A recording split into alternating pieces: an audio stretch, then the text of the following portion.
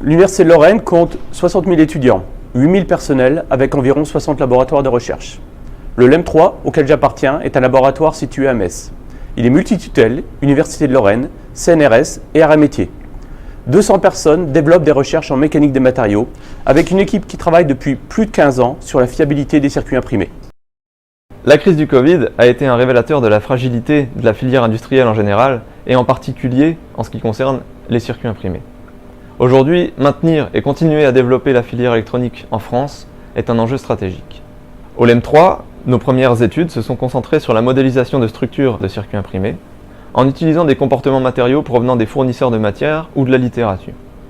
L'objectif était de prédire la fiabilité des structures. On s'est rapidement rendu compte des lacunes de ces comportements et d'un réel besoin de caractérisation mécanique pour alimenter ces simulations prédictives. Plusieurs thèses, dont la mienne, ont permis d'engager ces travaux importants de caractérisation des matériaux constituant les circuits imprimés. Depuis 2019, la chaire circuits imprimés portée par l'Université de Lorraine et adossée à la Fondation ID+ Lorraine permet de prolonger ces études. Nous proposons aujourd'hui de poursuivre et amplifier ces travaux en ouvrant une nouvelle chaire, la chaire EFICI, étude de la fiabilité des circuits imprimés.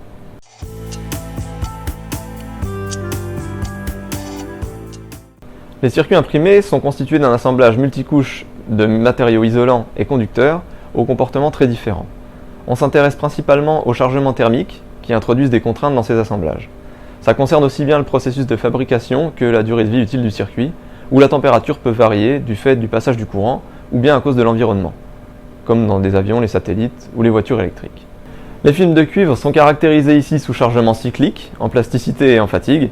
C'est le porteur de l'information électrique dans le circuit, c'est pourquoi il est évidemment primordial de pouvoir prédire sa rupture. Les substrats isolants sont des composites tissés, un assemblage de fibres de verre et d'une résine polymère. Ils ont un comportement mécanique complexe, dépendant de la direction de sollicitation. Le laboratoire s'est équipé des outils expérimentaux nécessaires pour les caractériser dans la gamme de températures où ils seront utilisés. Malheureusement, il est toujours très difficile d'obtenir le comportement hors plan de ce type de matériaux minces, et c'est pourquoi nous développons aussi des méthodes numériques pour compléter les essais expérimentaux.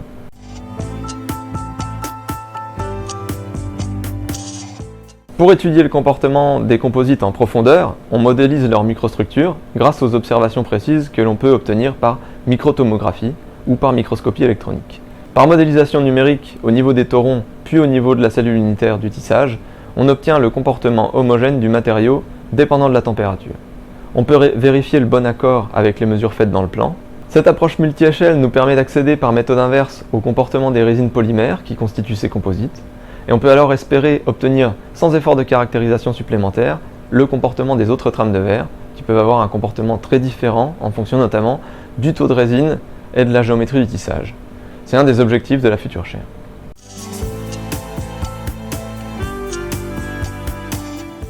Grâce au comportement identifié précisément sur les matériaux qui constituent un PCB, on peut modéliser et espérer prédire sa durée de vie. Pour l'étude des structures PCB particulières, on a la modélisation par élément fini qui est une solution très intéressante. En revanche, les besoins des industriels sont parfois plus exigeants et des outils plus rapides sont souhaités. C'est pour ça qu'on s'oriente également vers des solutions d'intelligence artificielle et de machine learning qui peuvent apprendre des milliers de modélisations et de configurations différentes qui ont pu être réalisées. Ainsi, il est possible d'en tirer des tendances et de proposer un modèle qui prédit en temps réel la durée de vie d'une structure.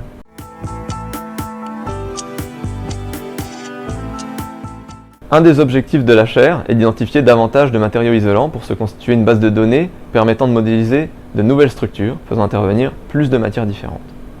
Les travaux sur l'intelligence artificielle seront prolongés pour enrichir le modèle actuel de configuration supplémentaire. Enfin, une enceinte thermique vient d'être commandée et nous permettra très prochainement, courant 2023, de comparer nos prédictions de durée de vie avec des circuits réels soumis à des cycles de température.